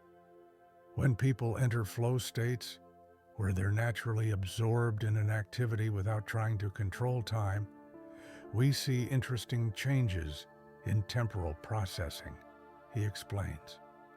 Time seems to expand or contract naturally, without the distortion that comes from conscious manipulation. But perhaps the most valuable insight from the time traveler's paradox comes from understanding its deeper implications for how we live. Dr. Rachel Chang, a philosopher of time, suggests that our attempts to control time might reflect a fundamental misunderstanding of its nature. We treat time like a commodity that can be stretched, compressed, or stored, she notes. But time might be more like breathing, something that flows most naturally when we're not trying to control it. This paradox also reveals something profound about presence and attention. Dr. Thomas Wilson, studying consciousness, has found that our most satisfying experiences of time often come when we're not thinking about it at all. True presence, he explains, isn't about trying to manipulate time. It's about allowing ourselves to move with time's natural flow. The implications for daily life are significant. Dr. Lisa Parker has observed how modern technology affects our relationship with time. We have more tools than ever to manage time, she notes, yet people feel increasingly time poor. Perhaps our very attempts to control time are contributing to our sense of never having enough of it. As you rest here, notice your own relationship with time. Are you trying to make this moment last longer or pass more quickly? Can you feel how that very effort might be affecting your experience? The time traveler's paradox invites us to consider that our richest experiences of time might come not from trying to control it, but from learning to dance with its natural rhythms. Perhaps the deepest wisdom of this paradox is that time, like water, flows most freely when we don't try to grasp it. In letting go of our need to control time, we might find ourselves more fully present in it. Have you ever noticed that the harder you try to interpret the meaning of your dreams, the more their true significance seems to slip away? This introduces us to the dreamer's dilemma paradox. Our conscious attempts to understand our dreams often obscure their deeper wisdom. It's a phenomenon that reveals fascinating truths about consciousness, subconsciousness, and the mysterious realm between sleeping and waking. Dr. Rebecca Stevens, head of the Sleep and Consciousness Research Institute, has spent decades studying how people's attempts to analyze their dreams affect their relationship with their unconscious mind. What we've observed is remarkable, she explains. The more aggressively people try to decode their dreams, the more their dreams seem to become resistant to interpretation. It's as if the unconscious mind rebels against too much conscious scrutiny. Consider the experience of Dr. Michael Chen, a psychotherapist who became obsessed with dream analysis. I started keeping elaborate dream journals, analyzing every symbol, cross-referencing every detail, he recalls. But the more I tried to pin down precise meanings, the more my dreams became either frustratingly mundane or impossibly complex. It was as if my dreams were playing hide and seek with my conscious mind. The neurological basis of this paradox is particularly fascinating. Dr. Elena Foster, a neuroscientist specializing in dream studies, has documented how different approaches to dream work affect brain activity during both sleeping and waking states. When people become too analytical about their dreams, she notes, we often see changes in their sleep architecture. The very effort to understand dreams can actually alter the dreaming process itself. The psychological implications extend far beyond individual dream interpretation. Dr. Sarah Thompson, studying the relationship between dreaming and mental health, has observed how excessive focus on dream analysis can create new forms of anxiety. Some people become so concerned with correctly interpreting their dreams that they lose touch with the natural wisdom of their unconscious mind, she explains. They start treating dreams like puzzles to be solved rather than experiences to be explored. Consider how this paradox manifests in different cultural contexts. Dr. James Wright, an anthropologist specializing in dream practices across cultures, notes intriguing patterns. In societies where dreams are approached more intuitively and less analytically, he explains, people often report more meaningful dream experiences. The less they try to force understanding, the more naturally insight seems to emerge. The implications for therapeutic practice are profound. Dr. Lisa Martinez, a clinical psychologist, has observed how different approaches to dream work affect therapeutic outcomes. When clients become too focused on finding the right interpretation, she notes, they often miss the subtle ways their dreams are already communicating with them. Sometimes, the most valuable insights come when we stop trying so hard to understand. But perhaps the most valuable insight from the dreamer's dilemma paradox comes from understanding its deeper message about the nature of consciousness itself. Dr. Thomas Chang, a consciousness researcher, suggests that this paradox might reflect a fundamental truth about how different levels of awareness interact. Dreams speak in their own language, he explains.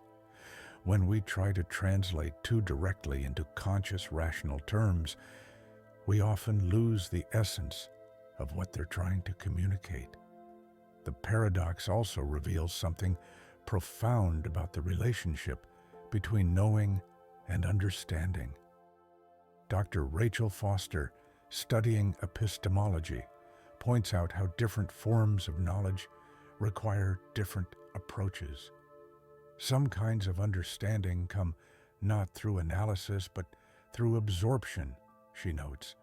Dreams might be more like music or poetry. Their meaning is felt more than decoded. As you rest here, consider your own relationship with your dreams. How often do you find yourself trying to force meaning from them? The dreamer's dilemma.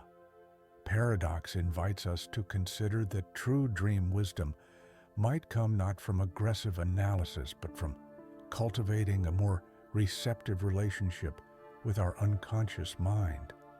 Perhaps the deepest wisdom of this paradox is that dreams, like butterflies, are best appreciated when we don't try too hard to capture them.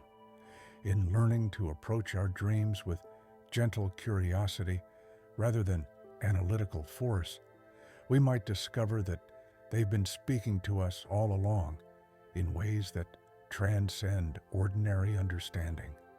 Have you ever noticed that in the quietest hours of night, when the world falls silent, your thoughts seem to grow louder? This brings us to the night whispers paradox. As external noise diminishes, our internal dialogue often intensifies. It's a phenomenon that reveals profound insights about consciousness, silence, and the nature of our mental landscape during the transition to sleep. Dr. Alexandra Morrison, director of the Sleep Consciousness Institute, has spent years studying how our mental activity changes during the pre-sleep period. What we've discovered is fascinating, she explains. As the external world grows quieter, many people experience an apparent amplification of their inner voice. It's as if reducing external stimulation creates a space where previously unheard thoughts can emerge. Consider the experience of Sarah Chen, a meditation teacher who first documented this phenomenon in her practice. I noticed that during late-night meditation sessions when the world was completely still, my thoughts seemed to echo with unusual clarity, she recalls. Each thought appeared more vivid, more significant, as if the silence itself was acting as an amplifier for my internal dialogue. Dr. Michael Thompson, a neuroscientist studying nocturnal brain activity, has documented distinct patterns in how our brains process information during these quiet hours. We see interesting changes in the default mode network, he explains. As external input decreases, areas associated with self-reflection and internal processing become more active. It's almost as if the brain takes advantage of the quiet to process unresolved thoughts and emotions. The psychological implications of this paradox are particularly profound. Dr. Elena Foster, a clinical psychologist specializing in sleep disorders, has observed how this phenomenon affects different individuals. For some people, these night whispers bring clarity and insight, she notes. For others, they can become a source of anxiety, as thoughts that were manageable during the day seem to gain intensity in the night silence. Consider how this paradox manifests across different cultures. Dr. James Wright, an anthropologist studying sleep practices worldwide, has found fascinating variations. In some societies, these nighttime thoughts are viewed as messages from the unconscious or even spiritual communications, he explains. These cultures often have specific practices for working with, rather than against, this intensified internal dialogue. The neurological basis of this phenomenon is particularly intriguing. Dr. Rachel Martinez has studied how the brain's filtering mechanisms change during the transition to sleep.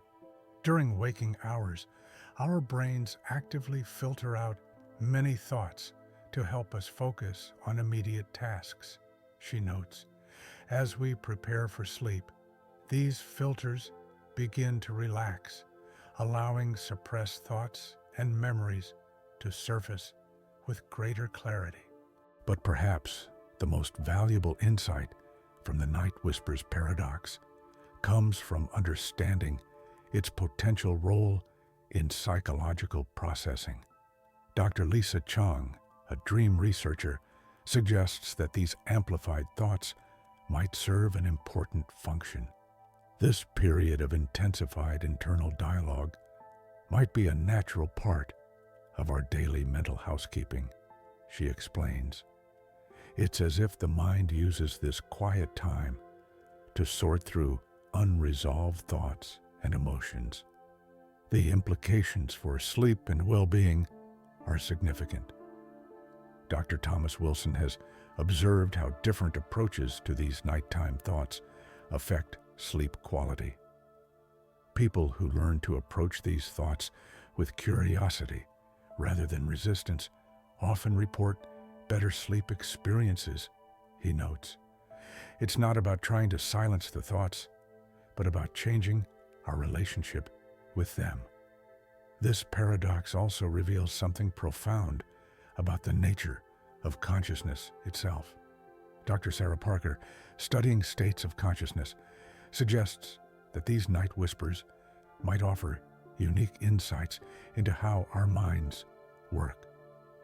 In these quiet moments, we can observe how our consciousness naturally processes information, she explains. It's like getting a glimpse behind the curtain of our usual mental activity. As you rest here, notice your own experience of thoughts in the quiet. Do they seem louder, clearer, more insistent? The night whispers paradox invites us to consider that these amplified thoughts might not be obstacles to peace, but rather important messages emerging in the space that silence creates. Perhaps the deepest wisdom of this paradox is that silence isn't the absence of sound, but a different kind of fullness, one that allows us to hear the subtle voices of our inner world that are often drowned out by the noise of daily life. As we conclude our journey through life's most profound paradoxes, we arrive at perhaps the most fundamental one of all, the return to silence paradox. Have you noticed that after exploring all these complex ideas about consciousness, sleep, and awareness, we find ourselves returning to where we began, to silence, to simplicity, to the basic mystery of being? This final paradox suggests that all our efforts to understand the mind ultimately lead us back to the quiet space where understanding naturally emerges. Dr. Elena Morrison, director of the Consciousness Integration Institute, has spent decades studying how people integrate deep insights about consciousness. What we've observed is remarkable, she explains. After exploring complex theories and practices, many people discover that their deepest understanding comes not from accumulating more knowledge, but from returning to a state of simple presence. Consider the experience of Dr. James Chen, a neuroscientist who devoted his life to studying consciousness. After years of research, complex theories, and sophisticated experiments, he recalls, I found myself drawn back to the simple wonder of being aware. All the complexity seemed to dissolve into a basic appreciation of consciousness itself. It was like climbing a mountain, only to discover that what you were seeking was present at every step. The neurological evidence for this paradox is fascinating. Dr. Sarah Thompson has studied how the brain processes information during different states of understanding. We see interesting patterns, she notes. When people achieve genuine insight, their brain activity often simplifies rather than becomes more complex. It's as if understanding leads to a kind of neural elegance rather than complexity. Dr. Michael Foster, studying long-term practitioners of various consciousness disciplines, has observed a common pattern. Many people begin their journey trying to accumulate more and more techniques and insights, he explains.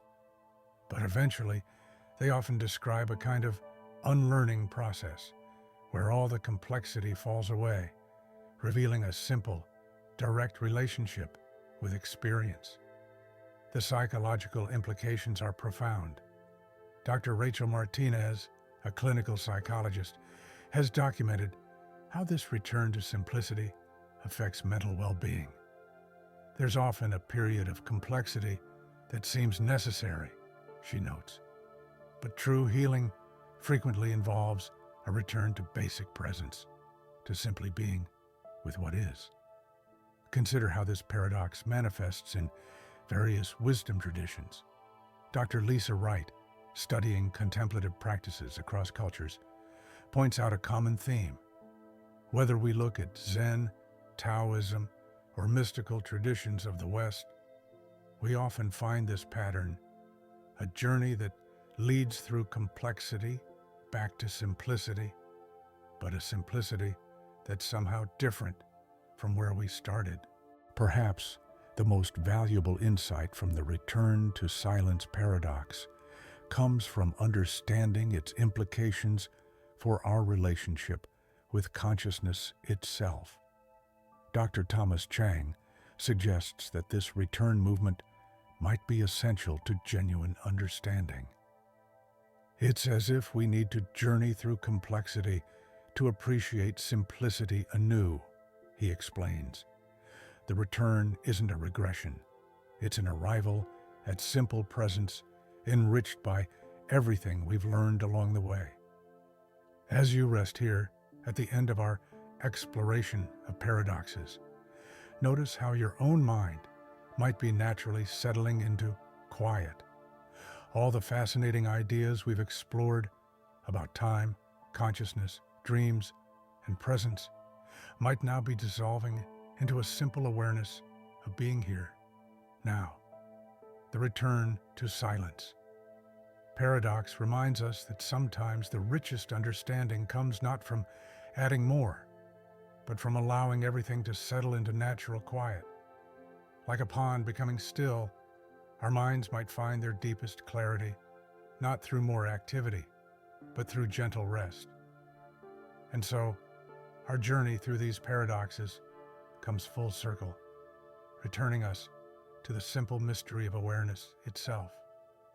Perhaps This is the final paradox, that all our explorations of consciousness ultimately lead us back to the quiet presence that was here all along, waiting to be recognized.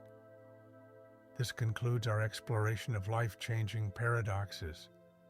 As you drift towards sleep, let all these insights settle naturally into the quiet awareness that holds them all, like stars dissolving into the peaceful darkness of night.